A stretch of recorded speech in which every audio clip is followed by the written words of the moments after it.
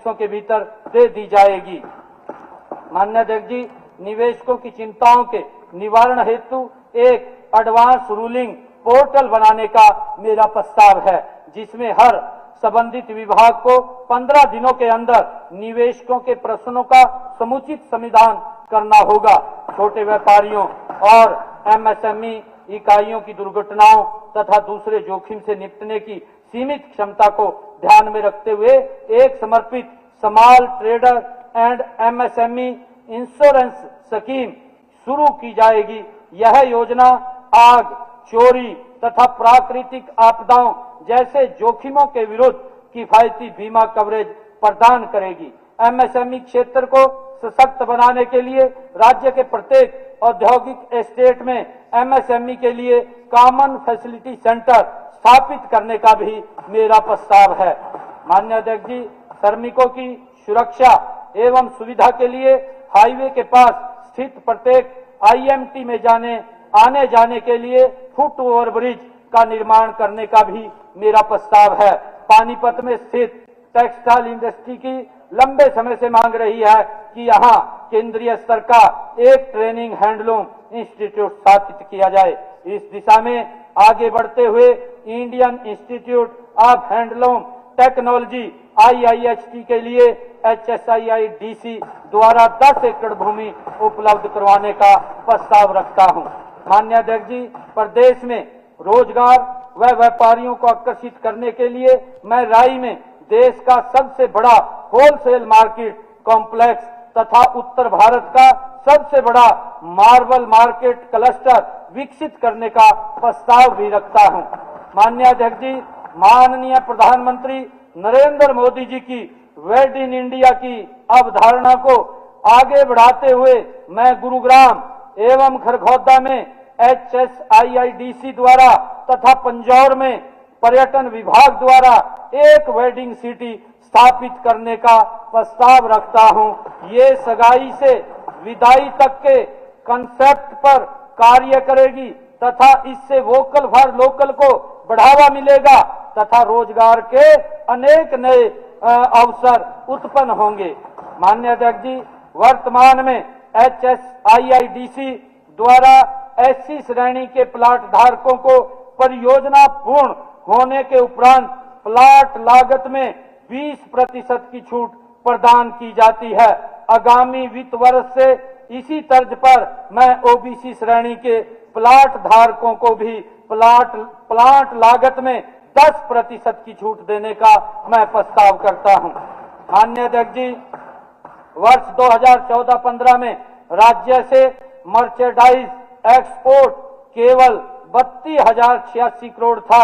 आज हमारी सरकार की दूरदर्शी नीतियों, उद्योगों के लिए अनुकूल वातावरण तथा मजबूत आधारभूत ढांचे के परिणाम स्वरूप वर्ष 2024-25 में यह बढ़कर के 1,61,760 करोड़ के अभूतपूर्व स्तर तक पहुंच गया है। माननीय अध्यक्ष जी, पिछले एक दशक में राज्य के निर्यात में लगभग 395% की ऐतिहासिक वृद्धि दर्ज की गई है। माननीय अध्यक्ष जी, यह उपलब्धि दर्शाती है कि राज्य आज केवल उत्पादन का केंद्र नहीं बल्कि वैश्विक व्यापार मानचित्र पर एक सशक्त निर्यात हब के रूप में उभर रहा है। निर्यातकों को वैश्विक प्रतिस्पर्धा के लिए हमेशा तैयार रखने हेतु मेरे निम्नलिखित विशेष प्रावधान हैं। जो औद्योगिक इकाइयां अपने उत्पाद को 80% से अधिक निर्यात करती हैं, उन्हें राज्य सरकार द्वारा विशेष मान्यता दी जाएगी। निर्यातकों को एक्सपोर्ट बोस्ट्रीज प्रदान किए जाएंगे। एक्सपोर्ट फ्राइटी सब्सिडी सपोर्ट की सीमा 10 लाख से बढ़ा करके 30 लाख प्रति यूनिट प्रति वर्ष की जाएगी। प्रत्येक जिले में एमएसएमई एवं एक्सपोर्ट फैसिलिटेशन डेस्क बनाए जाएंगे ताकि एमएसएमई इकाइयों और निर्यातकों को बाजार तक पहुंच के लिए एक ही स्थान पर single point end to end सुविधा मिल सके। माननीय अध्यक्ष जी, एमएसएमई उद्यमों को वैश्विक कंपनियों से जोड़ने हेतु एक MSME global industries match making programme शुरू किया जाएगा। प्रदेश के इतिहास में पहली बार केवल MSME के लिए रिजर्व बायर सेलर मीट का आयोजन किया जाएगा, जिसमें वैश्विक खरीदारों और OEM कंपनियों को आमंत्रित किया जाएगा ताकि वे हमारी MSME इकाइयों से सीधे संवाद कर सकें। माननीय अध्यक्ष जी, हरियाणा की MSME और स्टार्टअप्स की सुविधा हेतु प्रत्येक जिले में कम से कम 2 प्लग एंड प्ले क्लस्टर स्थापित किए जाएंगे। श्रम विभाग के लिए मेरे निम्न प्रस्ताव हैं। सभी दुकानों एवं वाणिज्य संस्थानों का स्वतः पंजीकरण आर्टिफिशियल इंटेलिजेंस के माध्यम से किया जाएगा। केंद्र सरकार की 4 श्रम संहिताओं, मजदूरी संहिता 2019, औद्योगिक संबंध संहिता 2020, सामाजिक सुरक्षा संहिता 2020 एवं व्यावसायिक सुरक्षा, स्वास्थ्य और कार्य शर्तें संहिता 2020 के लिए नियम बनाकर लागू किया जाएगा। हरसरू, कादीपुर, वजीराबाद, शाहबाद, मारकंडा व फतेहाबाद में 5 नई ESI डिस्पेंसरी खोली जाएंगी। वर्तमान में मानेसर में संचालित 100 बिस्तर वाले ESI अस्पताल को 200 बिस्तर में अपग्रेड करके यहां एक नया मेडिकल कॉलेज बनाया जाएगा। माननीय अध्यक्ष जी, श्रमिकों के बच्चों को गुणवत्ता शिक्षा देने के लिए अटल आवासीय विद्यालय स्थापित किया जाएगा। यह विद्यालय कक्षा 6 से 12 तक संचालित किया जाएगा। औद्योगिक शेडों पर लगने वाले निर्माण उपकरण सेस मानक लागत मूल्यांकन पर आधारित है। यह मानक मूल्यांकन उच्च दर के होने के कारण अधिक बिल्डिंग सेस देना पड़ता है। सभी मानक मूल्यांकनों की समीक्षा उपरांत बिल्डिंग सेस को कम किया जाएगा। औद्योगिक विकास के साथ साथ श्रमिकों के स्वास्थ्य एवं सुरक्षा को प्राथमिकता देते हुए एक समेकित सुरक्षित श्रमिक स्वास्थ्य सिस्टम 4S की व्यवस्था शुरू की जाएगी। इसके अंतर्गत राज्य के सभी औद्योगिक श्रमिकों को प्रत्येक साल निःशुल्क स्वास्थ्य जांच की व्यवस्था होगी। माननीय अध्यक्ष जी, पंजीकृत निर्माण श्रमिकों को भी व्यापक स्वास्थ्य सेवाएं निःशुल्क उपलब्ध करवाई जाएंगी, जिसमें OPD, IPD व दवाइयां एवं ऑक्यूपेशनल हेल्थ चेकअप शामिल रहेंगे। माननीय अध्यक्ष जी, वर्ष 2025-26 के संशोधित अनुमान की तुलना में उद्योग एवं वाणिज्य विभाग की आवंटित राशि को 1327.76 करोड़ को 46.93% से बढ़ाकर वर्ष 2026-27 में 1950.92 करोड़ तथा श्रम विभाग की आवंटित राशि को 89.65 करोड़ को 2.39 से बढ़ाकर के 91.80 करोड़ करने का मेरा प्रस्ताव है। माननीय अध्यक्ष जी, आबकारी एवं कराधान हम सभी के लिए ये गर्व की बात है कि GST संग्रह में 22% की वृद्धि दर से हमारा प्रदेश देश के सभी 28 राज्यों में आज सर्वाधिक वृद्धि दर वाला प्रदेश है। साथ ही हरियाणा प्रति व्यक्ति कुल GST कर संग्रह में देश के राज्यों में दूसरे स्थान पर है। वित्तीय वर्ष 2025-26 में विभाग के लिए 68,835 करोड़ का राजस्व लक्ष्य निर्धारित किया गया था। माननीय अध्यक्ष जी, मैं बताना चाहूंगा कि 28 फरवरी 2026 तक 66,661 करोड़ नेट राजस्व आमदनी के तौर पर खजाने में जमा हो चुके हैं, जो कि बजट में निर्धारित लक्ष्य का 96.84% है। माननीय अध्यक्ष जी, पिछले वर्ष कृषि उपकरणों पर GST में छूट व GST रिफंड प्रक्रिया के सरलीकरण के विषय को GST काउंसिल में रखने का वादा मैंने किया था। हर्ष की बात है कि सितंबर 2025 में हुई GST काउंसिल की बैठक में कृषि संबंधित उपकरणों पर GST की दर को 18% व 12% से घटाकर 5% कर दिया गया है। साथ ही आम उपभोग की खाद्य वस्तुओं को GST से पूर्णतः मुक्त किया गया है तथा इलेक्ट्रॉनिक व घरेलू उपकरणों पर GST दर को घटाकर 18% कर दिया गया है। इन व्यापक नीतिगत सुधारों और नागरिकों को दीपावली से पहले दी गई भारी GST बचत के लिए मैं माननीय प्रधानमंत्री नरेंद्र मोदी जी व वित्त मंत्री श्रीमती निर्मला सीतारमण जी का हरियाणा की जनता की ओर से, अपनी ओर से हार्दिक धन्यवाद करता हूं। माननीय अध्यक्ष जी, आबकारी व कराधान विभाग के लिए मेरे निम्न प्रस्ताव हैं।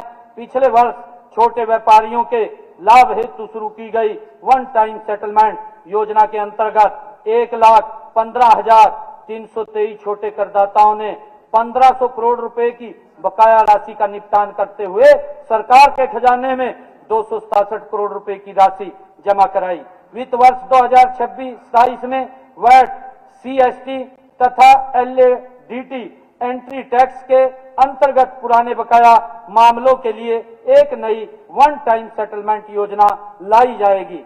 जीएसटी कर प्रणाली और करदाताओं के लिए और अधिक सुविधाजनक बनाने के उद्देश्य से जीएसटी पोर्टल के माध्यम से जारी किए जाने वाले नोटिस व ऑर्डर को डाक के माध्यम से भी भेजने की व्यवस्था की जाएगी। माननीय अध्यक्ष जी, पिछले बजट में की गई घोषणा के तहत 2 करोड़ रुपए से अधिक के जीएसटी के डिमांड नोटिस को उप आबकारी एवं कराधान आयुक्त को जारी करने का अधिकार दिया गया था, जिससे कर प्रणाली को और सुदृढ़ किया जा सके। मुझे मिले एक सुझाव के अनुरूप कुछ जिलों में इस सीमा को घटाकर 1 करोड़ किया जाएगा। केंद्र तथा राज्य के जीएसटी प्राधिकरणों द्वारा एक ही समय में समानांतर प्रवर्तन इन्फोर्समेंट कार्यवाहियों के कारण करदाताओं की कठिनाइयों को दूर करने के उद्देश्य से एक तंत्र विकसित करने के विषय को मैं जीएसटी परिषद की अगली बैठक में उठाऊंगा। जीएसटी अधिनियम के अंतर्गत प्रारंभिक वर्ष 2017-18 से वर्ष 2019-20 तक के संबंधित ऑर्डर जो कि अपील के लिए टाइम बार हो गए थे, उन सभी केसों में अपील दायर करने हेतु समय की एक मुश्त छूट के एक प्रस्ताव को भी जीएसटी काउंसिल के विचारार्थ भेजा जाएगा। जीएसटी के बाद भी प्रदेश में 6 वस्तुओं मानव उपयोग हेतु शराब, पेट्रोल, डीजल, एटीएफ, प्राकृतिक गैस तथा कच्चा तेल पर वैट लागू है। इन वस्तुओं की वैट रिटर्न दाखिल करने की प्रणाली को और सरल किया जाएगा। अधिकाधिक आबकारी सेवाओं को पूर्णतः ऑनलाइन एवं कागज रहित बनाया जाएगा। साथ ही ट्रैक एवं ट्रेस प्रणाली को अपग्रेड करके उसे एंड टू एंड संचालन योग्य बनाया जाएगा। सभी जिलों में स्थित विभागीय कार्यालयों में आधुनिक पुस्तकालय स्थापित किए जाएंगे। प्रथम पुस्तकालय की स्थापना 1 जुलाई 2026 तक गुरुग्राम जिला में की जाएगी। माननीय अध्यक्ष जी, मेरा मानना है कि उपरोक्त पहलों एवं सुधारों के माध्यम से राज्य में कर प्रशासन सुदृढ़ होगा तथा कर अनुपालन में और सुधार आएगा। इसलिए मैं वित्त वर्ष 2026-27 में विभाग के लिए 70,950 करोड़ के राजस्व लक्ष्य का प्रस्ताव करता हूं, जो 2025-26 के लक्ष्य से 13.24% अधिक है। माननीय अध्यक्ष जी, ऊर्जा किसी भी राज्य की प्रगति और औद्योगिक विकास की आधारशिला है। संरचनात्मक सुधार, तकनीकी उन्नयन और नवीनीकरण ऊर्जा के विस्तार के माध्यम से हम हरियाणा को ऊर्जा आत्मनिर्भर राज्य बनाने के लिए प्रतिबद्ध हैं। माननीय अध्यक्ष जी, वित्त वर्ष 2026-27 के लिए ऊर्जा विभाग में मेरे निम्न प्रस्ताव हैं। राज्य विद्युत क्षेत्र में अनुसंधान गतिविधियों को बढ़ावा देने के लिए राज्य सरकार central power research institute CPRI के साथ मिलकर प्रदेश में एक क्षेत्रीय अनुसंधान एवं परीक्षण केंद्र स्थापित करेगी। इस परियोजना के लिए माननीय केंद्रीय मंत्री श्री मनोहर लाल जी द्वारा प्रदान किए जा रहे सहयोग के लिए मैं उनका आभार भी व्यक्त करता हूं। कई बार उद्योगों को बिजली आपूर्ति में व्यवधान एवं ब्रेकडाउन के कारण सेवा के अधिकार अधिनियम में निर्धारित समय सीमा में समाधान नहीं हो पाता है और उन्हें डीजल सेट का सहारा लेना पड़ता है। माननीय अध्यक्ष जी, औद्योगिक उपभोक्ताओं को भविष्य में ऐसी अधिक अवधि के लिए फिक्स्ड चार्ज न लिए जाने का मेरा प्रस्ताव है। माननीय अध्यक्ष जी, प्रधानमंत्री सूर्य घर मुफ्त बिजली योजना के तहत लगने वाले रूफटॉप सोलर पैनलों की संख्या आज प्रदेश में 54,674 है, जिनको वर्ष 2026-27 में लगभग 4 गुना करके 2.2 लाख घरों की छतों पर रूफटॉप सोलर लगाए जाएंगे। माननीय अध्यक्ष जी, 5 फरवरी 2026 को हरियाणा डिस्कॉम द्वारा लागू की गई सौर ऊर्जा प्रोत्साहन योजना के अंतर्गत स्थापित 200 करोड़ रुपए के रिवॉल्विंग फंड की सहायता से गैर डिफाल्टर उपभोक्ताओं, अंत्योदय परिवारों और सरकारी कर्मचारियों, जिनमें हरियाणा संविदात्मक कर्मचारी सेवा की सुनिश्चितता अधिनियम में कवर होने वाले कर्मचारी भी शामिल होंगे, के प्रारंभिक खर्च को पूरा करने के लिए ब्याज मुक्त गैप फंडिंग प्रदान की जाएगी। प्रदेश में लगभग 76 लाख गैर कृषि उपभोक्ता हैं। अब तक 8.73 लाख उपभोक्ताओं के यहाँ स्मार्ट मीटर लग चुके हैं। बाकी बचे 68 लाख उपभोक्ताओं के लिए भी स्मार्ट मीटर लगाए जाएंगे।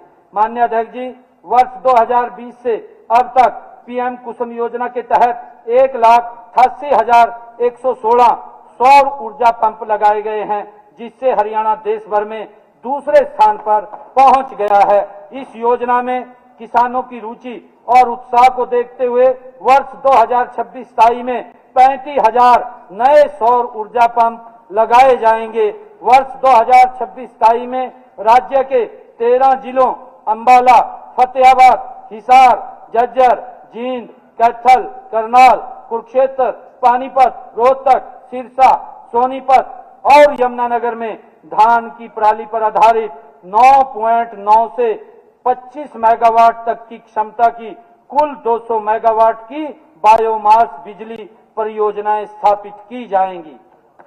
माननीय अध्यक्ष जी, किसानों के मौजूदा बिजली आधारित ट्यूबवेल कनेक्शनों पर खेतों में सौर पैनल लगाने की इजाजत दी जाएगी। इससे उत्पन्न अतिरिक्त ऊर्जा को बिजली वितरण निगम खरीदेंगे, जिससे किसानों को अतिरिक्त आय प्राप्त होगी। हरियाणा राज्य ग्रीन हाइड्रोजन पॉलिसी लागू की जाएगी, ताकि वर्ष 2030 तक 250 किलो टन प्रति वर्ष ग्रीन हाइड्रोजन का उत्पादन, 2 गीगावाट इलेक्ट्रोलाइजर निर्माण क्षमता और संबंधित घटकों का उत्पादन संभव हो। पहला ग्रीन हाइड्रोजन प्लांट पानीपत में स्थापित किया जाएगा। माननीय अध्यक्ष जी, गांव की आबादी से 3 से 5 किलोमीटर तक की दूरी पर बसी ढाणियों में रह रहे परिवारों को 1 से 3 किलोवाट क्षमता के सोलर पावर प्लांट बैटरी सहित सब्सिडी पर दिए जाएंगे। माननीय अध्यक्ष जी, वर्ष 2025-26 के बजट अनुमान 6,369.63 करोड़ को 7.66% से बढ़ाकर वर्ष 2026-27 में 6,868 करोड़ करने का मेरा प्रस्ताव है। माननीय अध्यक्ष जी, लोक निर्माण, भवन व सड़कें वित्त वर्ष 2026-27 में लोक निर्माण विभाग के लिए मेरे मुख्य प्रस्ताव इस प्रकार हैं। माननीय अध्यक्ष जी, 170 करोड़ की लागत से करनाल, जींद, डबवाली, लाडवा, लोहारू और उनीना अटेली में नए विश्राम गृह बनाए जाएंगे तथा कुरुक्षेत्र में एक बड़े स्तर का नया विश्राम गृह बनाया जाएगा। वित्त वर्ष 2025-26 में अब तक 6,200 किलोमीटर लंबी सड़कों का सुधारीकरण किया जाएगा। आगामी वित्त वर्ष में 5,000 किलोमीटर लंबी सड़कों का सुधारीकरण किया जाएगा। माननीय अध्यक्ष जी, गुरुग्राम पटौदी रोड के हरसारू बाईपास से वजीरपुर होते हुए जज्जर तक 6 लेन सड़क तथा फरूखनगर बाईपास का निर्माण किया जाएगा। जज्जर चरखी दादरी की 4 मार्गीय सड़कों को अपग्रेड किया जाएगा।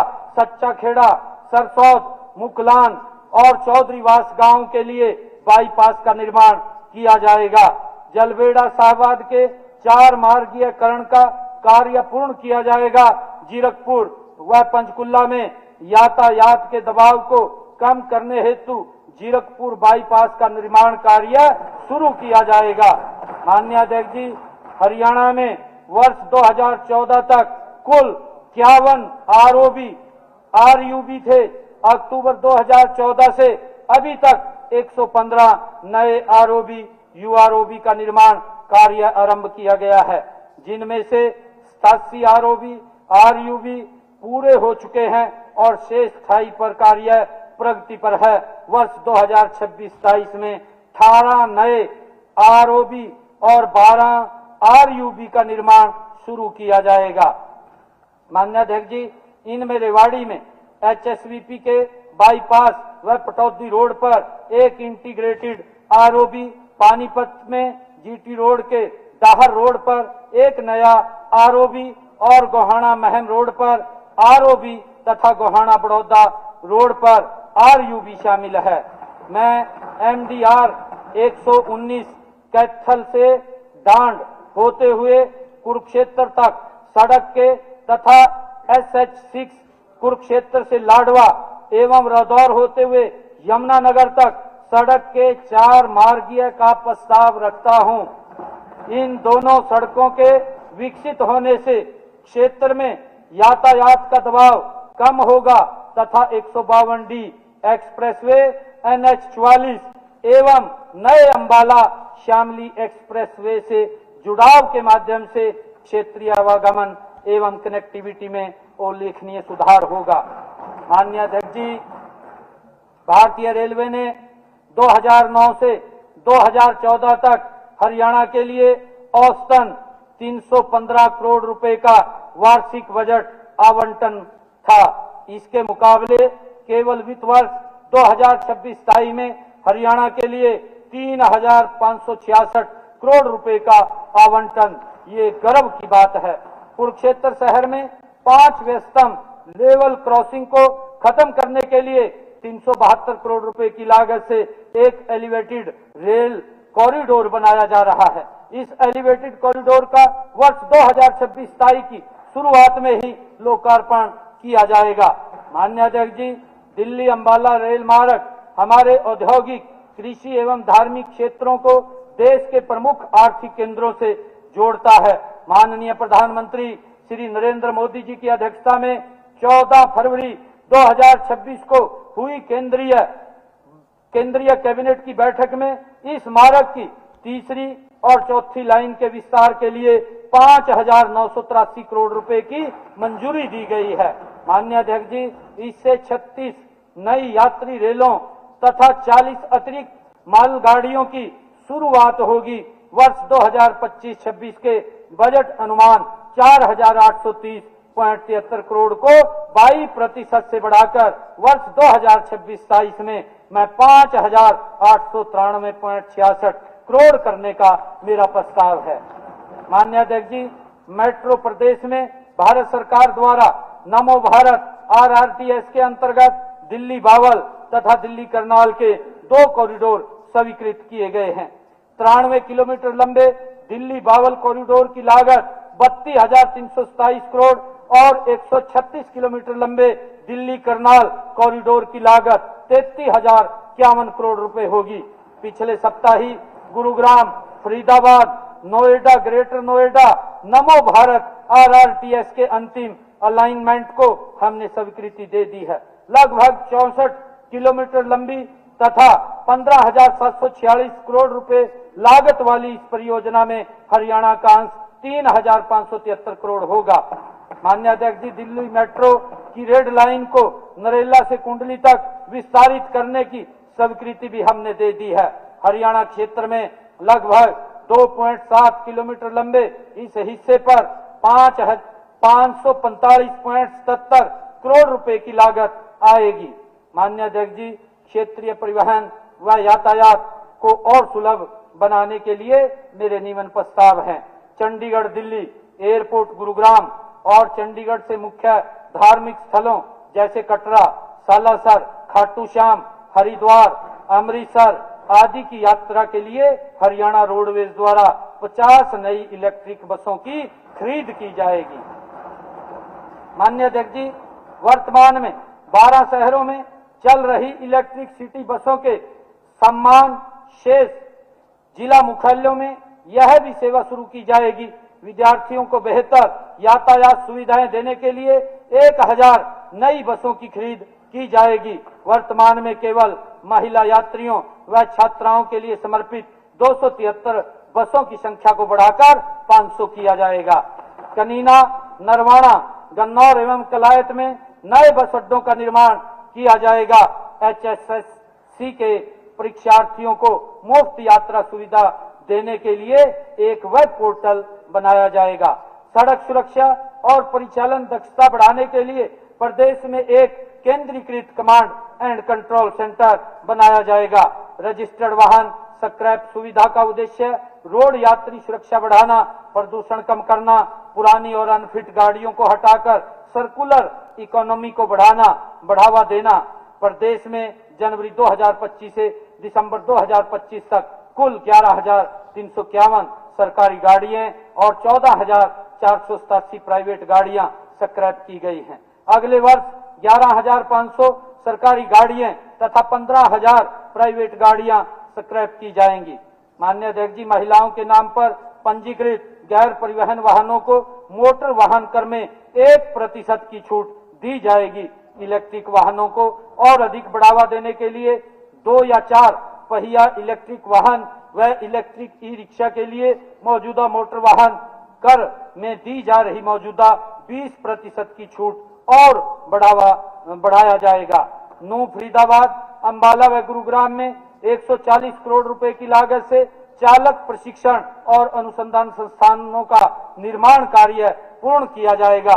प्रत्येक जिले में एक स्वचालित परीक्षण केंद्र स्थापित किया जाएगा। रोहतक में चल रहे परीक्षण और प्रमाणन केंद्र को स्वचालित परीक्षण केंद्र में अपग्रेड किया जाएगा। सभी सार्वजनिक सेवा वाहनों में वाहन स्थान और ट्रैकिंग उपकरण लगाए जाएंगे। इनमें महिलाओं की सुरक्षा हेतु पैनिक बटन की भी सुविधा उपलब्ध होगी, जिसकी निगरानी केंद्रीकृत कमांड एवं कंट्रोल सेंटर से की जाएगी। बसों की आवाजाही और उपलब्धता की जानकारी हेतु एक निःशुल्क सिटीजन मोबाइल ऐप 15 अगस्त 2026 तक शुरू कर दी जाएगी। माननीय अध्यक्ष जी, वर्ष 2025-26 के संशोधित अनुमान 3,347.79 करोड़ को 5.82% से बढ़ाकर वर्ष 2026-27 में 3,542.79 करोड़ रुपए करने का मेरा प्रस्ताव है। माननीय अध्यक्ष जी, नागरिक उड्डयन क्षेत्र प्रदेश की प्रगति को नई ऊंचाइयां देने का सशक्त माध्यम है। वित्त वर्ष 2026-27 के लिए मेरे नए प्रस्तावित कदम इस प्रकार हैं। गत वर्ष हिसार एयरपोर्ट से अयोध्या, चंडीगढ़ व जयपुर के लिए हवाई सेवाएं शुरू की गई थी। अयोध्या जाने के लिए लगभग 4,000 लोग इसका उपयोग कर चुके हैं। हिसार से जम्मू व अहमदाबाद के लिए हवाई सेवाएं प्रारंभ की जाएंगी। हिसार एयर कार्गो टर्मिनल के निर्माण कार्य को पूरा किया जाएगा। पंजौर में एक हेलीपोर्ट बनाया जाएगा। करनाल में 600 एकड़ भूमि पर एक नया ग्रीन फील्ड हवाई अड्डा बनाने की औपचारिक स्वीकृतियां वर्ष 2026-27 में ही प्राप्त करने का मेरा लक्ष्य रहेगा।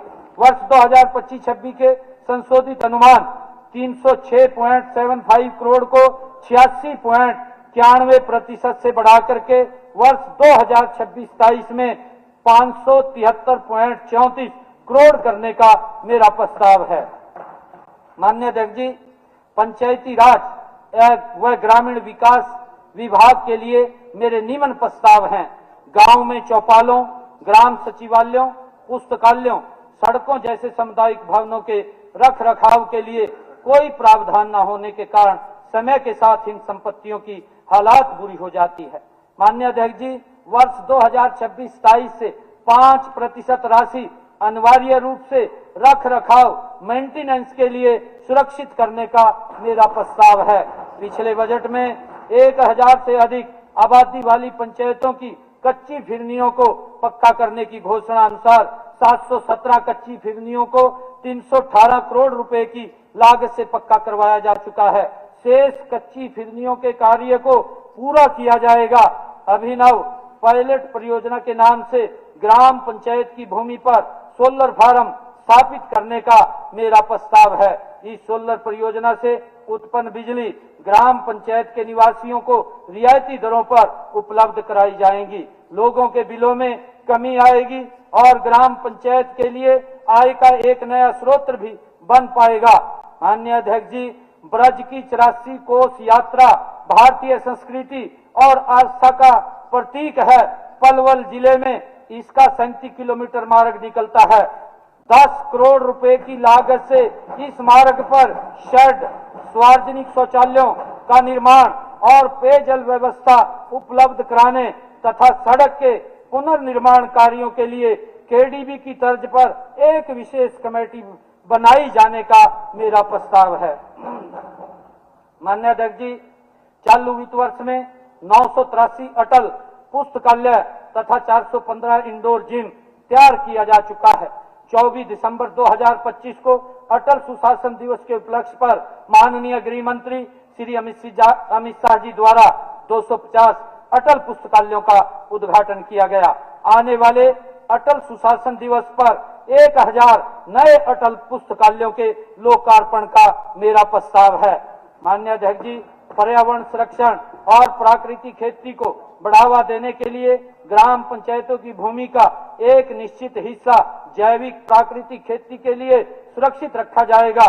पिछले बजट में 2200 अमृत सरोवर बनाने की घोषणा अनुसार अब तक 724 तालाबों का कार्य पूर्ण कर लिया गया है और 986 तालाबों का कार्य प्रगति पर है। शेष तालाबों का कार्य अगले वर्ष में किया जाएगा।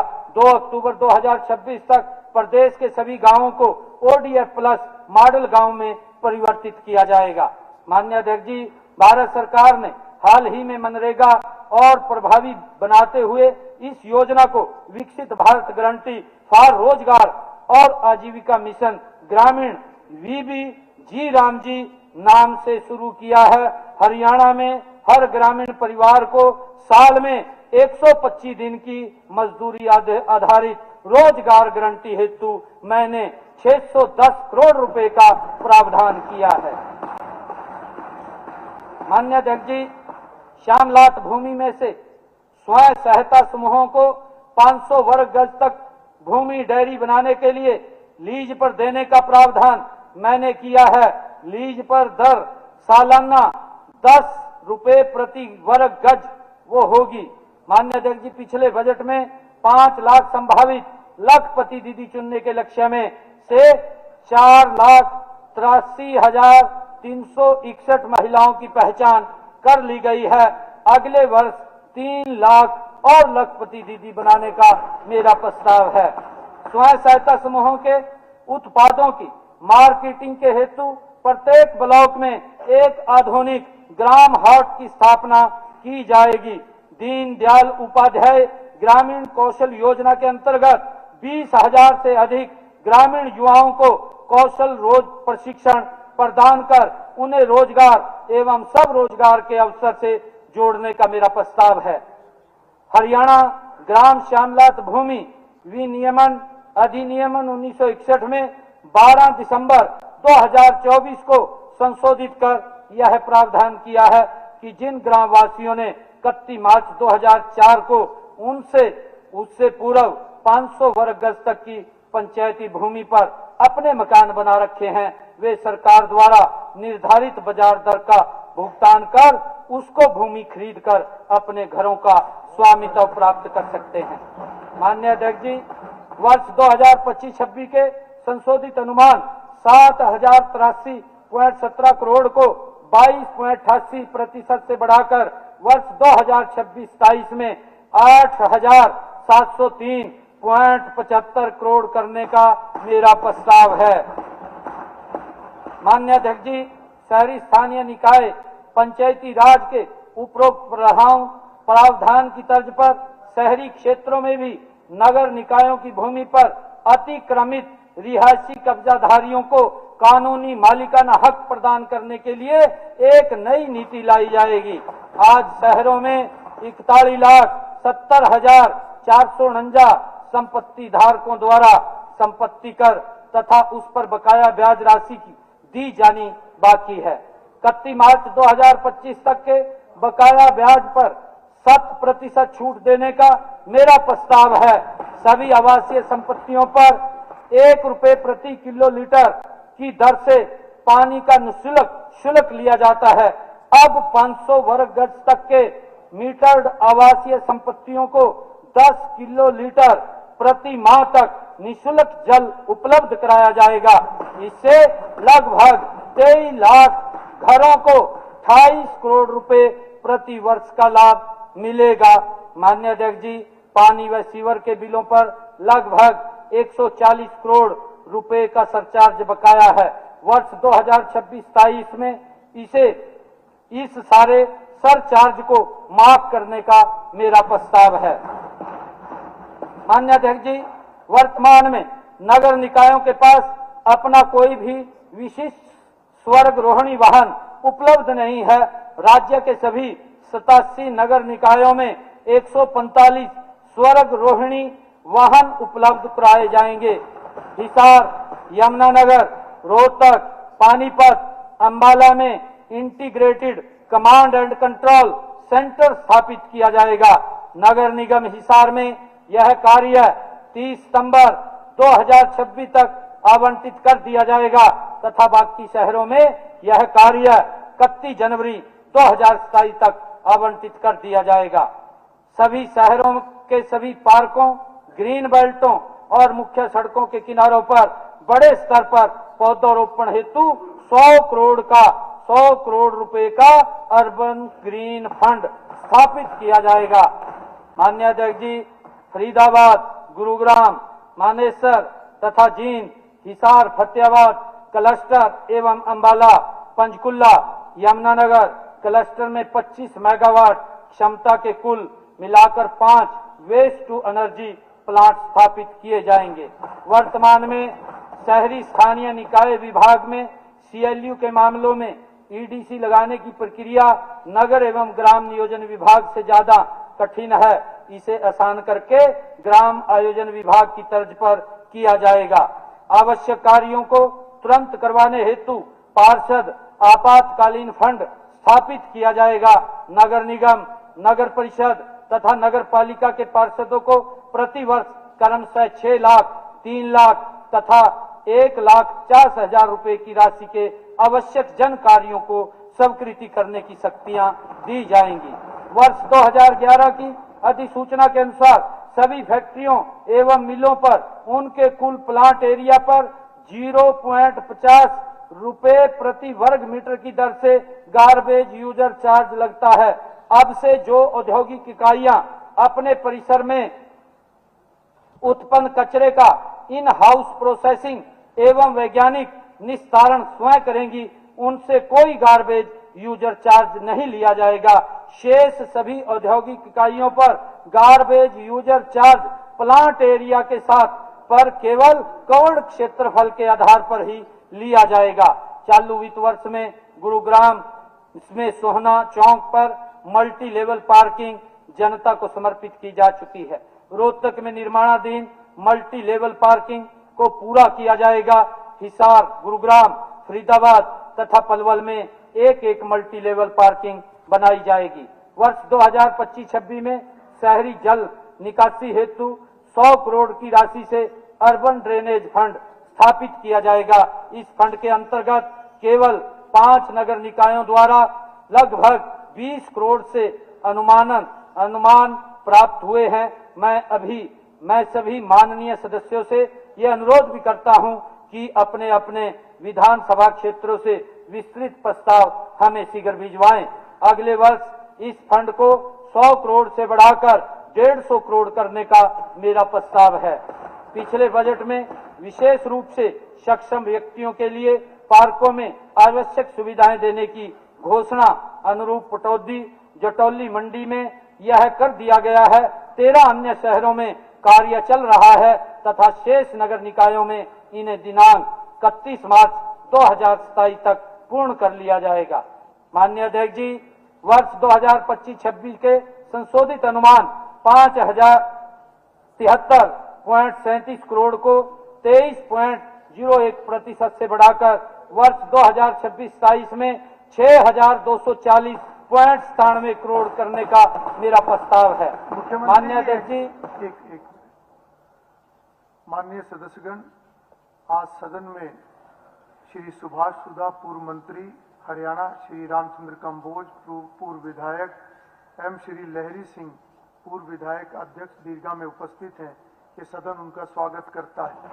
माननीय सदस्यगण, सदन की कार्रवाई उपरांत आज सेरेमोनियल गेट पर होली मिलन समारोह कार्यक्रम में सभी माननीय सदस्यगण, प्रशासनिक अधिकारीगण एवं मीडिया कर्मी आमंत्रित हैं।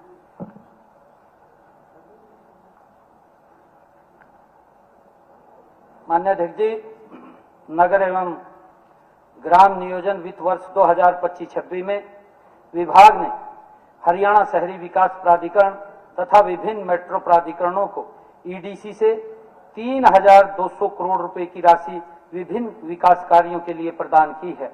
वर्ष 2026-27 में ईडीसी से 4,000 करोड़ तथा आईडीसी से 1,200 करोड़ हरियाणा शहरी विकास प्राधिकरण तथा गुरुग्राम, फरीदाबाद, सोनीपत, पंचकुला और हिसार के विकास प्राधिकरणों के विकास कार्यों के लिए देने का मेरा प्रस्ताव है। माननीय अध्यक्ष जी, अगले वर्ष गुरुग्राम महानगर विकास प्राधिकरण जीएमडीए का बजट 3,555 करोड़ है। सड़क अवसंरचना के लिए 1,263 करोड़ रुपए तथा जल आपूर्ति, सीवरेज एवं ड्रेनेज परियोजना के लिए 1,477 करोड़ की अनुमानित लागत के कार्य किए जाएंगे। माननीय अध्यक्ष जी, अगले वर्ष पंचकुला महानगर विकास प्राधिकरण पीएमडीए का बजट 829 करोड़ है। सेक्टर 23 से NH 7 की ओर जाने वाली बाहरी सड़क के लिए 30 करोड़ की लागत से नाडा चौक में HL पुल सहित दूसरी लेन का निर्माण किया जाएगा। यह कार्य इस वर्ष में ही शुरू किया जाएगा। पिंजौर कालका शहरी परिसर के सेक्टर 2, 3, 4 और 5 के बेहतर कनेक्टिविटी के लिए बुर्ज कोटियां और HMT क्लब के पास NH 5 पर 2 फ्लाईओवर का निर्माण किया जाएगा। इसकी अनुमानित लागत 80 करोड़ रुपए है। माननीय अध्यक्ष जी, यह सर्वविदित है कि गुरुग्राम में आज सैकड़ों ऐसी लाइसेंस कॉलोनियां आबाद हैं जिनमें आने जाने के लिए कहीं पर सिर्फ 2 क्रम और कहीं पर सिर्फ 4 क्रम के रास्ते हैं। लाखों परिवार इस समस्या से पीड़ित हैं। मैंने संकल्प लिया है कि इस समस्या का एक पुख्ता हल वर्ष 2026-27 में निकाला जाएगा। यहाँ पर यह समझना आवश्यक है कि ऐसी सैकड़ों कॉलोनियों को लाइसेंस कैसे दिए गए। गुरुग्राम के मास्टर प्लान 2001 के तहत जो लाइसेंस दिए गए उनमें से ऐसी कोई समस्या नहीं आई, क्योंकि HSVP सभी सेक्टरों के आंतरिक 18 मीटर की सड़कें भूमि अधिग्रहण करके बनाता था। वर्ष 2007 में मास्टर प्लान 2021 लागू किया गया। उसके बाद से HSVP द्वारा 24 मीटर चौड़ी किसी भी सड़क के लिए भूमि अधिग्रहण नहीं किया गया तथा न ही सरकार द्वारा इन सड़कों हेतु भूमि अधिग्रहण की लागत को निजी कॉलोनियों के लाइसेंस लेने वाले बिल्डरों से देय ईडीसी की राशि में शामिल किया गया। यह तत्कालीन सरकार के मंत्री को स्पष्ट करना चाहिए कि ऐसा निर्णय क्यों नहीं लिया गया, क्योंकि आज इसी कारण से सेक्टर 58 से सेक्टर 115 में बसी सैकड़ों कॉलोनियां 24 मीटर की सड़कों से अप्रोच लेने के लिए मोहताज हैं। माननीय अध्यक्ष जी, वर्ष 2016 में आदरणीय श्री मनोहर लाल जी ने इस समस्या के हल के लिए TDR पॉलिसी लागू की। जब इस पॉलिसी का बहुत अच्छा परिणाम नहीं मिला तो वर्ष 2021 में एक संशोधित TDR पॉलिसी लागू की गई, जिसके तहत अब तक 140 एकड़ जमीन ही मिल पाई है। इन 24 मीटर की सड़कों के विकास के लिए भूमि अधिग्रहण की प्रक्रिया शुरू की जाएगी और इस पर होने वाले खर्च की भरपाई संबंधित बिल्डरों से की जाएगी। गुरुग्राम में लगभग 1 दशक से लंबित ग्रेटर सरदन फेरीफेल रोड परियोजना को हमने पुनर्जीवित किया है। 14 गांवों में फैली लगभग 671 एकड़ भूमि अधिसूचित की जा चुकी है और शीघ्र ही अवार्ड घोषित किया जाएगा। लगभग 21 किलोमीटर लंबी यह सड़क सेक्टर 58 से मानेसर तथा विकसित होकर नए गुरुग्राम के लिए बाहरी रिंग रोड का कार्य करेगी। फरीदाबाद के नहर पार क्षेत्र में शेष बची हुई लगभग 260 किलोमीटर लंबी सेक्टर डिवाइडिंग मास्टर सड़कों के लिए भूमि अधिग्रहण प्रक्रिया शुरू की जाएगी। अध्यक्ष महोदय, कुछ और चुनिंदा प्रस्ताव में इस प्रकार है। उत्तर प्रदेश में नए जेवर एयरपोर्ट के बनने से फरीदाबाद के विकास की अपार संभावनाएं बनी हैं। इस क्षेत्र को एक विशेष ग्लोबल ग्रोथ जोन के रूप में विकसित किया जाएगा, जिसके लिए फरीदाबाद और पलवल के 12,800 हेक्टेयर के क्षेत्र को विकास हेतु नियोजित किया जाएगा। साथ ही गुरुग्राम तथा सोहना के बीच के क्षेत्र के लिए विकास योजना भी तैयार की जाएगी। पलवल, पृथला तथा गोहाना के मास्टर प्लान परिप्रेक्ष्य वर्ष 2041 के लिए प्रकाशित की जाएगी। बहोली 2031, हथीन 2031 और तथा रतिया 2041 की प्रारूप विकास योजनाएं भी प्रकाशित की जाएंगी। हरियाणा शहरी विकास प्राधिकरण द्वारा ई भूमि पोर्टल के माध्यम से राज्य के 71 शहरों के 849 सेक्टरों के विकास हेतु लगभग 1,67,000 एकड़ भूमि की खरीद पर कार्य प्रारंभ कर दिया गया है। इनमें गरौंडा, लाडवा, पेहवा, पृथला, रायपुर रानी, टोहाना, बेरी, मटलौडा, इंद्री, फिरोजपुर झिरका, हथीन, नारनौंद, उकलाना, उचाना, भट्टू, रतिया, सभिदो तथा इसराना जैसे अनेक छोटे शहर शामिल हैं। मैं माननीय विधानसभा के सभी सदस्यों से अनुरोध भी करता हूं कि अपने क्षेत्र के लोगों को भूमि बेचने हेतु प्रेरित करें। गुरुग्राम 17,358 एकड़, पिंजौर, कालका, फरीदाबाद सहित कुल 13 नगरों में 40,126 एकड़ भूमि के लिए विज्ञापन 27 फरवरी के अखबारों में प्रकाशित हुआ है। इसके साथ साथ एचएसवीपी, एचएसआईडीसी तथा अन्य विभागों द्वारा लैंड पूलिंग योजनाएं भी प्रारंभ करने का मेरा प्रस्ताव है। माननीय अध्यक्ष जी, पूर्वी फरीदाबाद से पश्चिमी फरीदाबाद बड़खल मार्ग तथा मुंबई वडोदरा एक्सप्रेसवे से सैनिक कॉलोनी मोड़ को जोड़ते हुए 850 करोड़ रुपए की लागत से लगभग 8 किलोमीटर लंबा एलिवेटेड मार्ग, जिसमें 5 फ्लाईओवर भी शामिल हैं, तथा पूर्वी फरीदाबाद से पश्चिमी फरीदाबाद बाटा मार्ग तक सैनिक कॉलोनी मोड़ से बीपीटीपी चौक तक लगभग 700 करोड़ रुपए की लागत से 9 किलोमीटर लंबा एलिवेटेड निर्बाध संपर्क मार्ग विकसित किया जाएगा, जिसमें 4 फ्लाईओवर भी शामिल होंगे। माननीय अध्यक्ष जी, राष्ट्रीय राजमार्ग 48 से वाटिका चौक तक साउदर्न पेरिफेरल रोड पर 5.1 किलोमीटर लंबा 8 लेन एलिवेटेड कॉरिडोर और वाटिका चौक पर कलोअर फ्लीफ लगभग 1065 करोड़ रुपए की लागत से बनाया जाएगा। वाटिका चौक से गांव घाटा तक एसपीआर पर 8.84 किलोमीटर लंबा 8 लेन एलिवेटेड मार्ग 1,846 करोड़ रुपए की लागत से विकसित किया जाएगा। लगभग 77 करोड़ रुपए की लागत से 10.5 किलोमीटर प्रमुख मार्गों को मॉडल रोड के रूप में विकसित किया जाएगा तथा लगभग 302 करोड़ रुपए की लागत से अंबेडकर चौक, दादा सती चौक, मिलेनियम सिटी सेंटर, बख्तावर चौक और बसई के निकट गड़ी रेलवे क्रॉसिंग पर 5 फ्लाईओवर बनाए जाएंगे, ताकि पूरे गुरुग्राम में यातायात प्रवाह में व्यापक सुधार हो सके। माननीय अध्यक्ष जी, बसई जलघर में लगभग 247 करोड़ रुपए की लागत से 100 MLD की नई जल शोधन परियोजना तथा 3 दिन की नहरी पानी की क्षमता वाले जल भंडारण टैंक स्थापित किए जाएंगे। चंदू बुढ़ेड़ा जलघर में लगभग 78 करोड़ रुपए की लागत से 100 MLD क्षमता वाली 6ठी जल संशोधन परियोजना स्थापित की जाएगी। माननीय अध्यक्ष जी, वर्ष 2025-26 के संशोधित अनुमान 370.93 करोड़ को 50.05% से बढ़ा करके वर्ष 2026-27 में 556.61 करोड़ रुपए करने का मेरा प्रस्ताव है। माननीय अध्यक्ष जी, सभी के लिए आवास के हमारे संकल्प के अनुरूप राज्य सरकार प्रत्येक पात्र परिवार को सुरक्षित, पक्का और मूलभूत सुविधाओं से युक्त आवास उपलब्ध कराने के लिए प्रतिबद्ध है। वर्ष 2022 में गठित इस विभाग के मेरे मुख्य बजट प्रस्ताव हैं।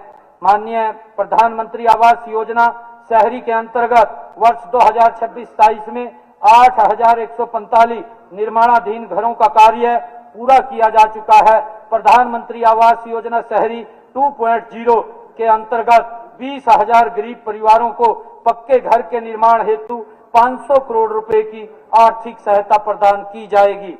मुख्यमंत्री शहरी आवास योजना के अंतर्गत 16 शहरों में 30 वर्ग गज के 15,251 प्लाट आवंटित किए जाएंगे।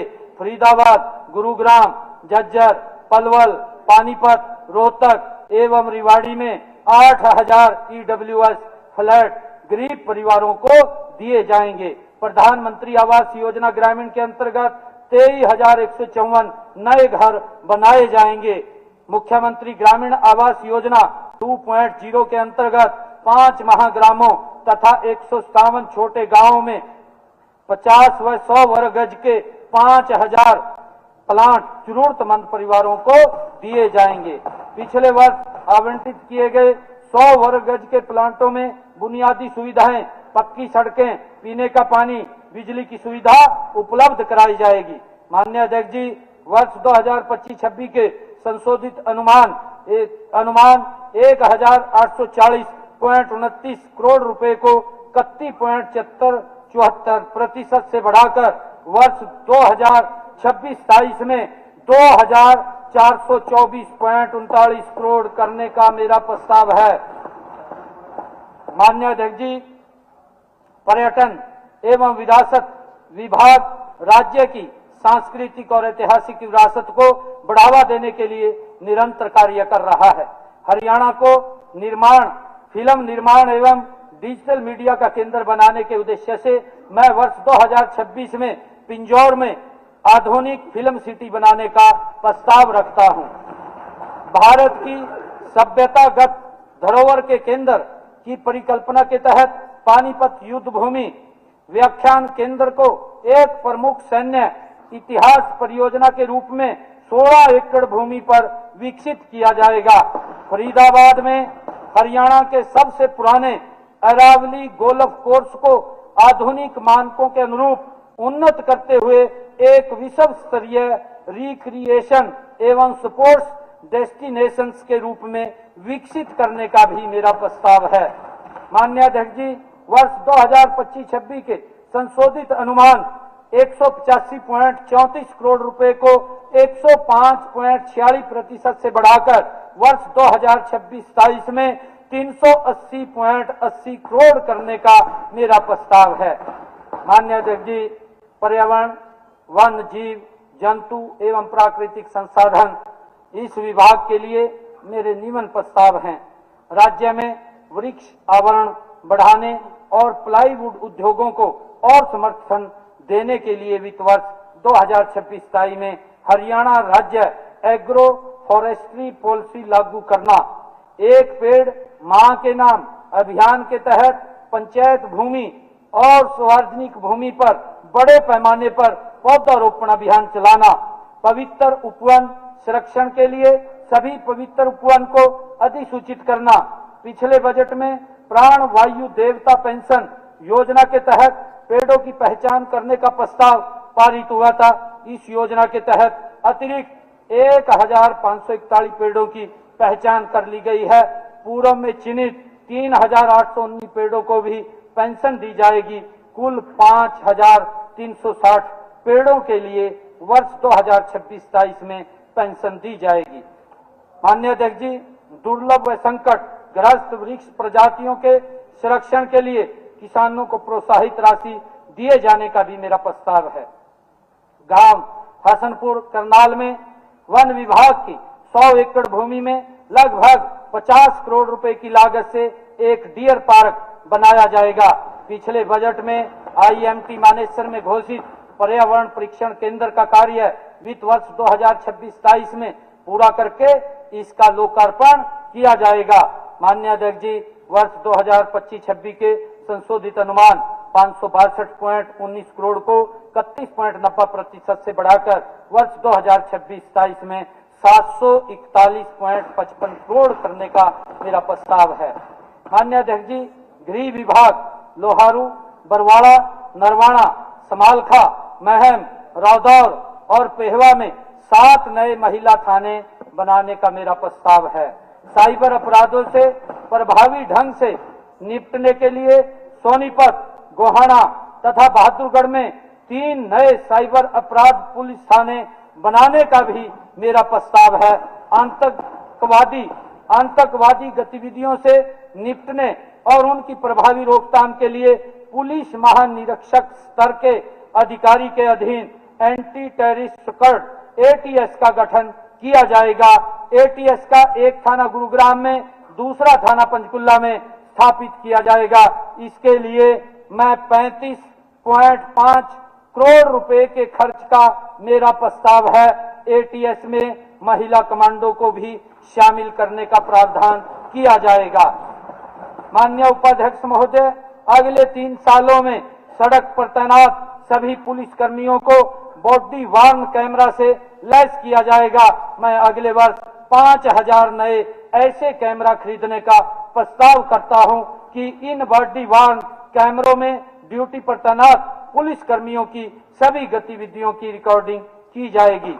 जो पुलिसकर्मी आपराधिक तत्वों का बहादुरी से सामना करते हैं, उनका समय से पहले पदोन्नति दी जाएगी। जो पुलिसकर्मी अपने फर्ज के प्रति गद्दारी करता पाया गया जाएगा तो उन्हें उदाहरणात्मक सजा भी दी जाएगी। माननीय अध्यक्ष जी, भारतीय सेना में अपनी सेवाएं देकर वापस आने वाले बहादुर अग्निवीरों को हरियाणा पुलिस में विभिन्न पदों पर नियुक्तियों के लिए 20% आरक्षण देने का मैं प्रस्ताव करता हूं।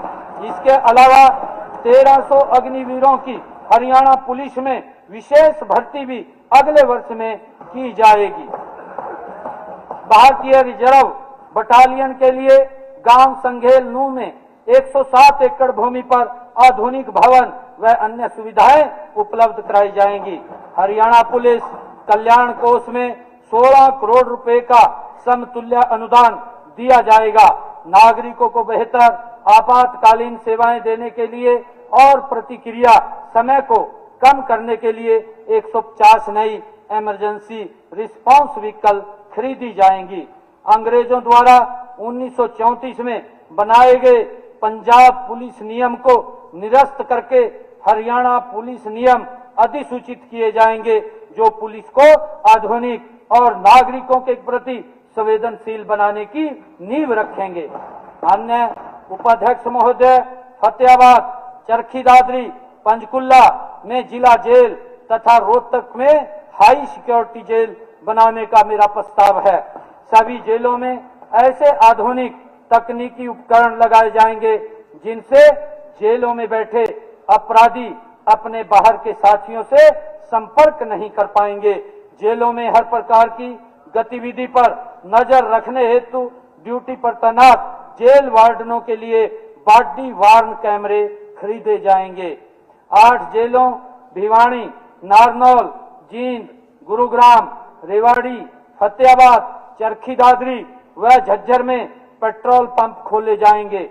माननीय उपाध्यक्ष महोदय, वर्ष 2025-26 के संशोधित अनुमान 7,904.99 करोड़ को 7.21% से बढ़ाकर 26-27 में 8,475.01 करोड़ करने का मेरा प्रस्ताव है।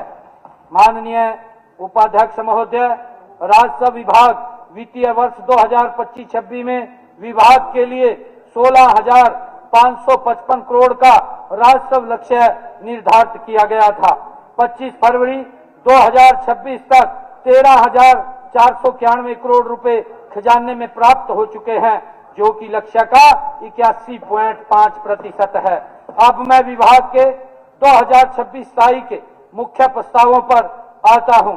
स्वामित्व योजना के तहत सभी गांवों के पूरे और स्पष्ट भूमि रिकॉर्ड तैयार करके ग्रामीणों को उपलब्ध कराए जाएंगे। विकास कार्यों के लिए भूमि की बढ़ती मांग को पूरा करने के लिए 1000 करोड़ रुपए के प्रारंभिक आवंटन से एक समर्पित भूमि बैंक, लैंड बैंक बनाया जाएगा। तेजी से बदलती तकनीकी में रेवेन्यू अधिकारियों, कर्मचारियों के प्रशिक्षण हेतु कुरुक्षेत्र में राज्य स्तरीय राजस्व प्रशिक्षण संस्थान बनाया जाएगा।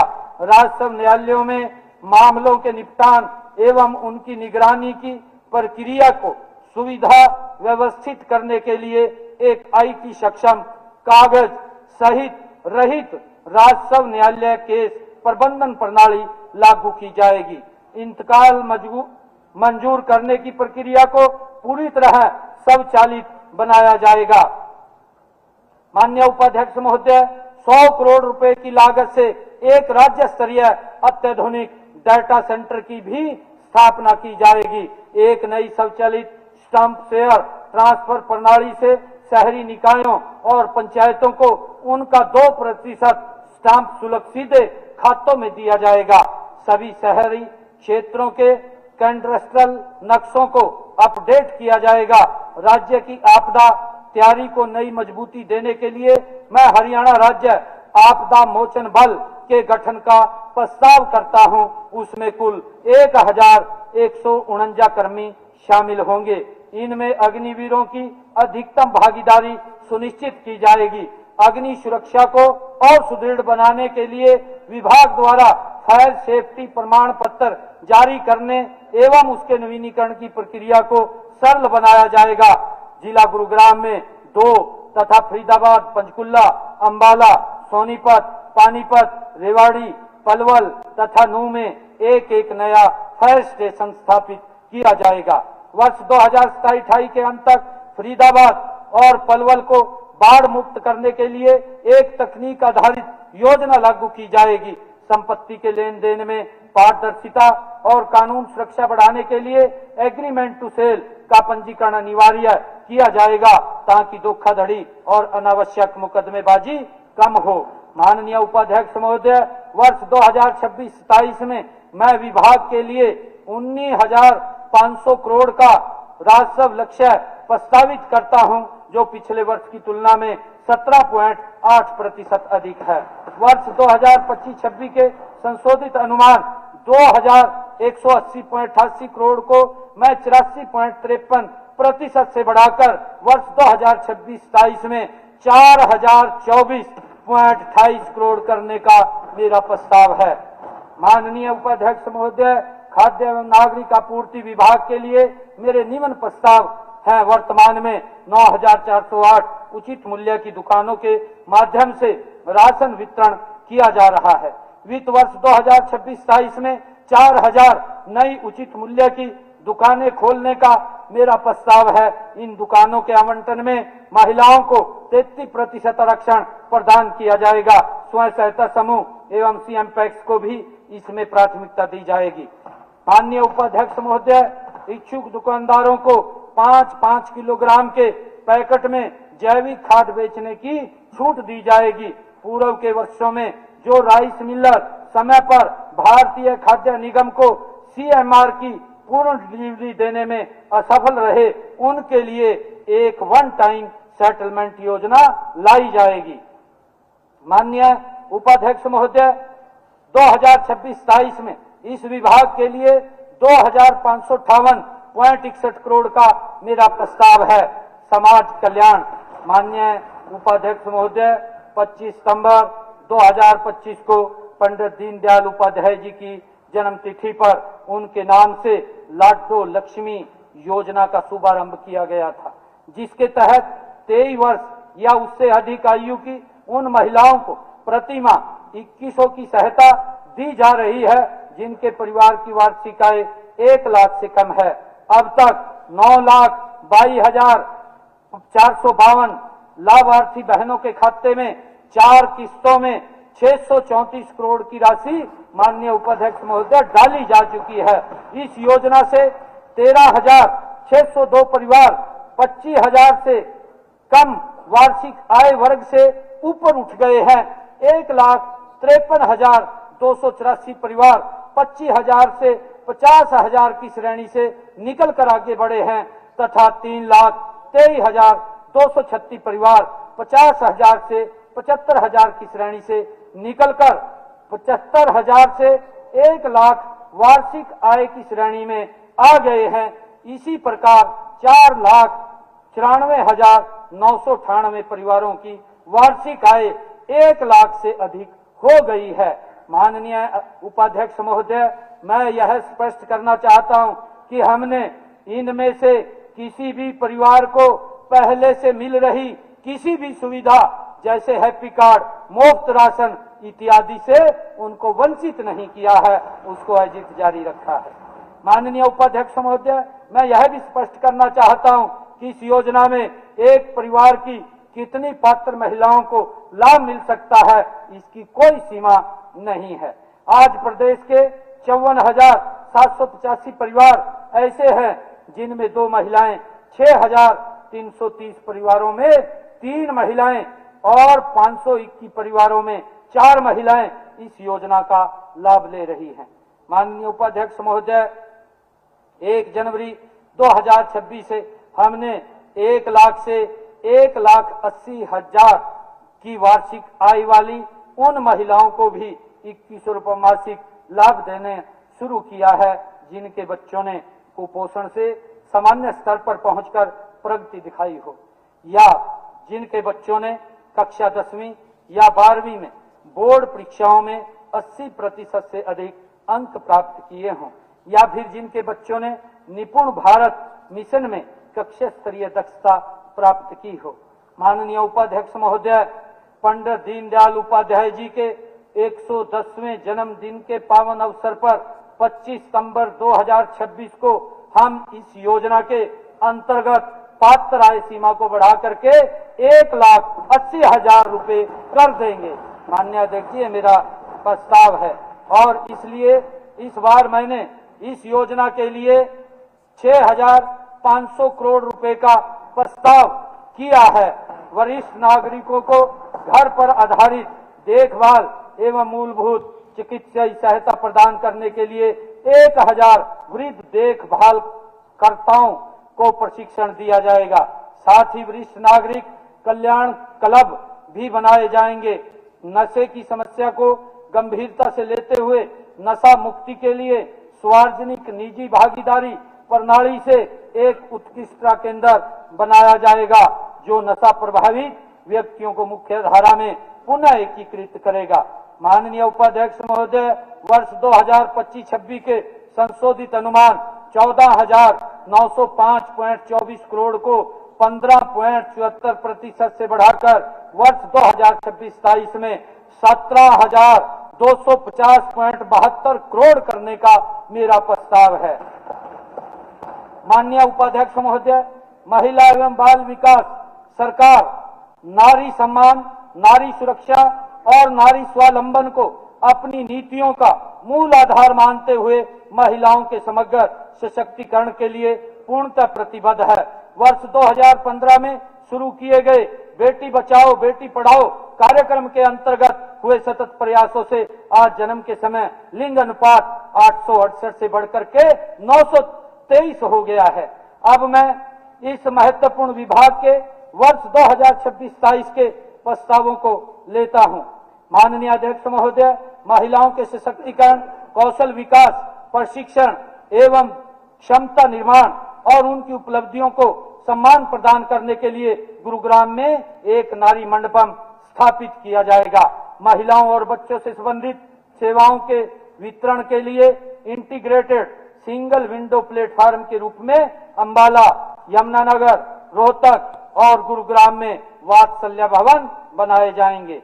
माननीय अध्यक्ष महोदय, राज्य में महिलाओं की कार्यबल सहभागिता को बढ़ावा देने के लिए मैं 5 करोड़ रुपए की लागत से एक वर्क प्लेस सेफ्टी फंड बनाया जाएगा। इसके साथ ही एक पोस्ट सेल और एक विशाखा पोर्टल बनाया जाएगा।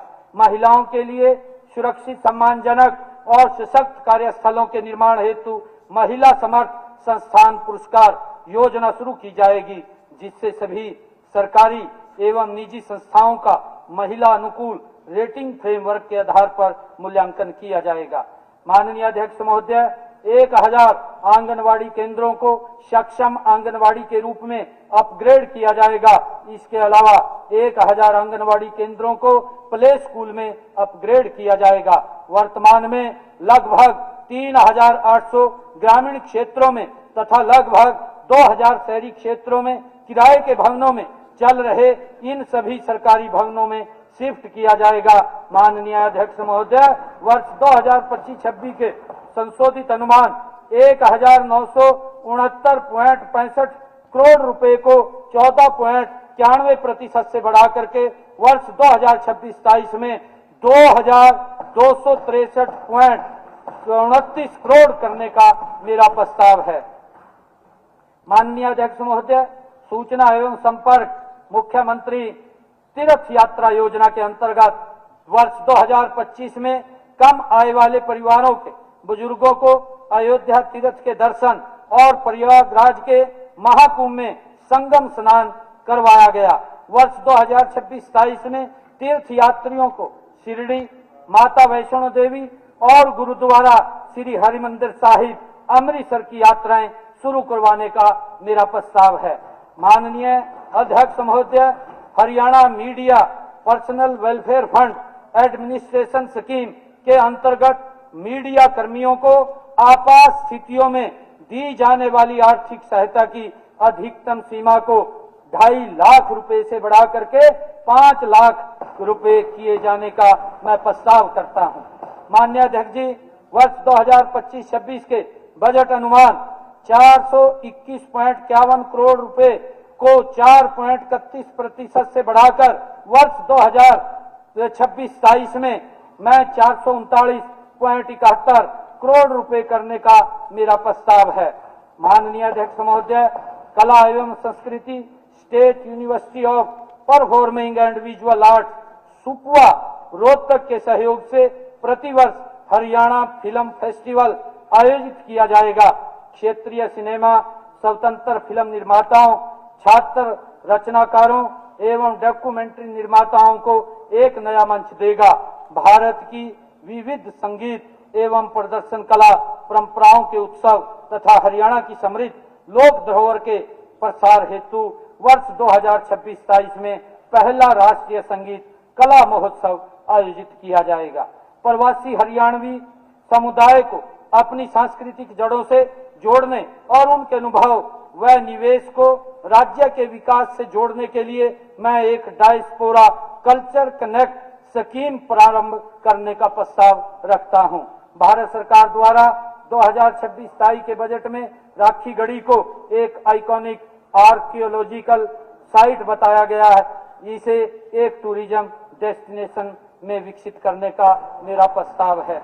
माननीय अध्यक्ष महोदय, वर्ष 2025-26 के संशोधित अनुमान 75 करोड़ रुपए को 76% से बढ़ाकर वर्ष 2026-27 में 132 करोड़ रुपए करने का मेरा प्रस्ताव है।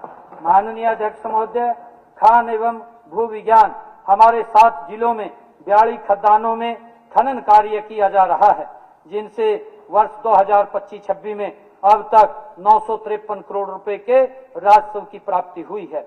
वर्ष 2026-27 में पंचकुला, महेंद्रगढ़, फरीदाबाद, पलवल, करनाल, यमुनानगर, सोनीपत, अंबाला जिलों में 24 नई खदानें शुरू करने कर अतिरिक्त 600 करोड़ की राशि का मैंने लक्ष्य निर्धारित किया है।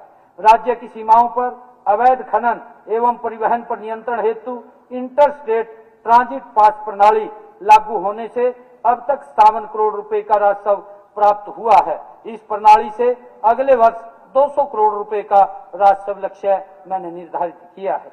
माननीय अध्यक्ष महोदय, वर्ष 2025-26 के संशोधित अनुमान 142.13 करोड़ रुपए को 15.50% से बढ़ाकर वर्ष 2026-27 में 164.16 करोड़ रुपए करने का मेरा प्रस्ताव है। माननीय अध्यक्ष महोदय, विदेश सहयोग विभाग वर्ष 2020 में गठित विभाग विदेशी निवेश आकर्षित करने, दूसरे देशों के साथ तालमेल बनाने तथा डंकी रूट जैसी समस्याओं के निवारण हेतु कार्य कर रहा है। वर्ष 2026-27 के लिए इसके कुछ प्रस्ताव इस प्रकार हैं।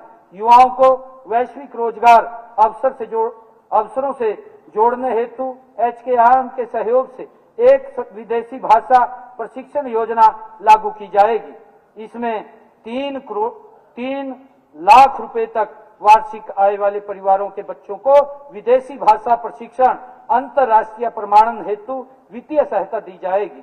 वैध रूप से विदेश में गए युवाओं की असमय मृत्यु होने पर परिवार को वित्तीय सहायता प्रदान करने के लिए एक कल्याण कोष गठित किया जाएगा। युवाओं को विदेश में जाने से पूर्व प्रशिक्षण देने के लिए विशेष मंत्रालय के सहयोग से राज्य में pre departure orientation training centre बनाया जाएगा। डंकी रूट की समस्या को खत्म करने के लिए चालू वित्त वर्ष में 388 युवाओं को व दुबई में रोजगार दिलवाए गए हैं। वर्ष 2026-27 में इसी उद्देश्य से ओमान, कुवैत, जर्मनी और स्पेन में रोजगार दिलवाए जाएंगे। माननीय अध्यक्ष महोदय, वर्ष 2025-26 के संशोधित अनुमान 6.23 करोड़ रुपए को 67.41% से बढ़ा करके वर्ष 26-27 में 10.43 करोड़ करने का मेरा प्रस्ताव है। माननीय अध्यक्ष महोदय, सैनिक एवं अर्धसैनिक कल्याण हरियाणा के वीर सैनिकों एवं अर्धसैनिक बलों के जवानों के साहस एवं सर्वोच्च बलिदान को सतत नमन करते हुए राज्य सरकार उनके सम्मान एवं कल्याण के प्रति पूर्णतः प्रतिबद्ध है। केंद्रीय सशस्त्र बलों के वीरता पुरस्कार विजेताओं को प्रदान की जाने वाली एक मुश्त नकद राशि में वृद्धि की जाएगी तथा नए वीरता पुरस्कारों को भी राज्य अनुदान के दायरे में शामिल किया जाएगा। रक्षा बलों एवं केंद्रीय सशस्त्र बलों पुलिस बलों के उन कार्मिकों के परिवारों को जिनकी मृत्यु फिजिकल कैजुअलिटी के रूप में अधिसूचित की गई है, उन्हें 10 लाख रुपए की अनुग्रह राशि प्रदान करने का भी मेरा प्रस्ताव है।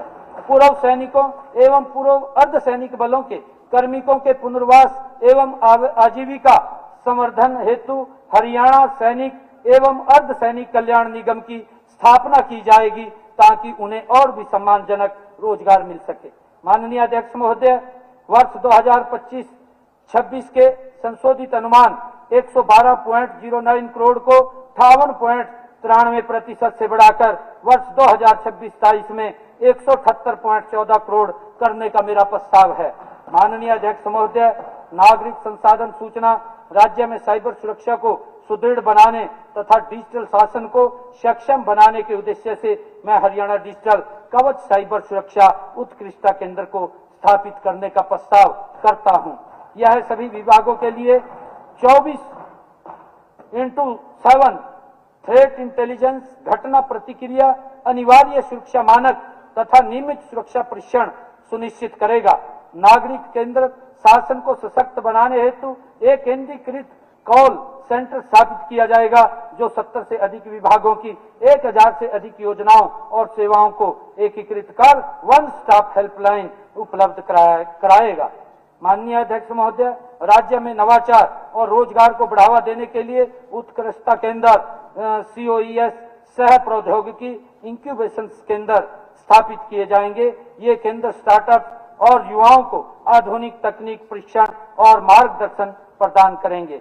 माननीय अध्यक्ष जी, वर्ष 2025-26 के संशोधित अनुमान 132.11 करोड़ रुपए को 220.04% से बढ़ाकर वर्ष 2026-27 में 422.78 करोड़ करने का मेरा प्रस्ताव है। माननीय अध्यक्ष महोदय, मैंने सभी विभागों के प्रस्ताव सदन के समक्ष रख दिए हैं। मैंने देखा है कि सबका प्रयास के मंत्र में विकसित हरियाणा 2047 के संकल्प को पूरा करने में सरकारी कर्मचारी पूरी निष्ठा से लगे हुए हैं। पिछले बजट के प्रस्तावों के सफल क्रियान्वयन में इनकी अथक मेहनत साफ झलकती है। इसलिए कर्मचारी कल्याण के 3 प्रस्ताव रखना चाहूंगा।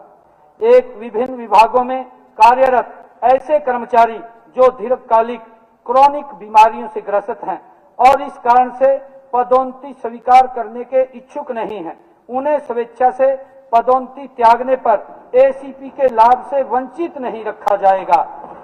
माननीय अध्यक्ष जी, दूसरा, कई बार कई तरह के कर्मचारियों को किसी योजना में राज्य केंद्र सरकार का योगदान या अनुदान मिलने में देरी या किसी और कारण से समय पर वेतन नहीं मिल पाता है। ऐसी परिस्थितियों में त्वरित वित्तीय सहायता उपलब्ध कराने हेतु 100 करोड़ की प्रारंभिक राशि से एक विशेष सहायता कोष स्थापित करने का मैंने प्रस्ताव किया है। यह कोष ऐसे कर्मचारियों को समयबद्ध राहत सुनिश्चित करेगा। नंबर 3, कर्मचारियों और पेंशनधारियों के आश्रितों की चिकित्सा प्रतिपूर्ति के लिए आय की वर्तमान सीमा 3500 रुपए प्रति माह को बढ़ाकर 9000 प्रति माह करने का मैं प्रस्ताव करता हूं। इससे कर्मचारियों और पेंशनधारी संघों की लंबे समय से चली आ रही मांग ये पूरी होगी। माननीय अध्यक्ष महोदय, गत वर्ष मैंने यह प्रस्ताव किया था कि राज्य सरकार के किसी भी विभाग द्वारा जब भी HCW पोर्टल पर कोई निविदा लगाई जाएगी तो संबंधित ग्राम पंचायत को इसकी सूचना दी जाएगी। मुझे यह बताते हुए खुशी है कि आज जितनी भी निविदाएं लगाई जाती हैं उनकी सूचना ग्राम पंचायतों को दी जा रही है। इसी दिशा में आगे बढ़ते हुए मैं सांसदों और विधायकों को भी HCW पोर्टल के माध्यम से इन निविदाओं की सूचना देने का प्रस्ताव रखता हूं। अध्यक्ष महोदय, मैं इस महान सदन के सभी सम्मानित सदस्यों का आभारी हूं कि मेरा दूसरा बजट भाषण पूरे धैर्य से सुना है। पिछली बार की तरह मेरे सारे बजट प्रस्तावों के पीछे जो मेरी सोच रही है वह गुरु रविदास जी के इन शब्दों से माननीय अध्यक्ष जी प्रकाशित होती है। गुरु रविदास जी महाराज ने कहा है कि ऐसा चाहूं राज में जहां मिले सबन को अन्न, छोट बड़ो सब सम बसे रैदास रहे प्रसन्न। माननीय अध्यक्ष महोदय, माननीय प्रधानमंत्री श्री नरेंद्र मोदी जी के ओजस्वी नेतृत्व में हमारी सरकार प्रत्येक हरियाणवी परिवार को खुशहाल बनाने के लिए निरंतर प्रयासरत है। मैं इन शब्दों के साथ मैं वित्त वर्ष 2026-27 के बजट प्रस्तावों को इस गर्मामयी सदन के विचार मंथन और स्वीकृति के लिए प्रस्तुत करता हूं। माननीय अध्यक्ष महोदय, यह बजट जो मैंने इस महान सदन के समक्ष रखा है केवल ये आंकड़ों का यह केवल माननीय अध्यक्ष महोदय, यह बजट जो मैंने इस महान सदन के समक्ष रखा है केवल अंकों का विधान नहीं है। माननीय अध्यक्ष महोदय, यह विश्वास और उत्तरदायित्व का ये संकल्प है। माननीय अध्यक्ष जी, कल से होली का पर्व आरंभ हो रहा है। रंगों का यह उत्सव हमें स्मरण कराता है कि विविधता में ही समरसता का सौंदर्य है। श्री गुरु नानक देव जी ने कहा है, गुरु नानक देव जी ने कहा है, न को वैरी नहीं बिगाना, न को वैरी नहीं बगाना, सगल संग हम कऊ बनी आई। यही भावना हमारे शासन का भी मूल है। किसी से भेद नहीं, माननीय अध्यक्ष जी, किसी से भेद नहीं, जो गुरु नानक देव जी की वाणी है, किसी से भेद नहीं, सबका साथ, किसी का परित्याग नहीं, सबका विश्वास। माननीय अध्यक्ष महोदय, हमारा प्रयास है कि इस बजट का प्रत्येक प्रावधान समाज के अंतिम व्यक्ति तक पहुंचे और समृद्धि का रंग हर घर में दिखे। अंकों में बांधा है हमने, अंकों में बांधा है हमने विश्वास का विस्तार, अंकों में बांधा है हमने विश्वास का विस्तार। अब रंगों में दिखे प्रदेश का उज्जवल आकार। आप सभी को होली की हार्दिक शुभकामनाएं। आज इस बजट सत्र में जब मैं बजट प्रस्तुत कर रहा हूं, हरियाणा प्रदेश के 2 करोड़ 80 लाख लोगों को भी मैं होली की बहुत बहुत बधाई देता हूं। वंदे मातरम, जय हिंद, जय भारत। सीएम साहब, सीएम